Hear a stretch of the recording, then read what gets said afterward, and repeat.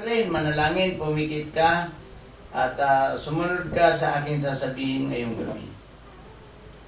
Panginoong Diyos na makapangyarihan sa lahat,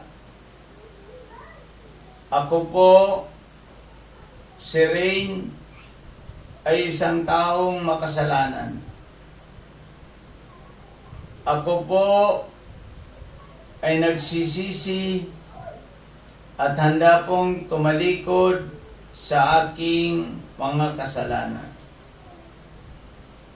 Panginoong Jesus, binubuksan ko po ang aking puso at inaanyayahan kitang pumasok ka sa aking puso bilang Panginoon ko at sarili kong tagapagligtas. Ikaw na po ang maghari sa aking buhay mula ngayon at magpakailanman. Sa pangalan ni Jesus. Amen.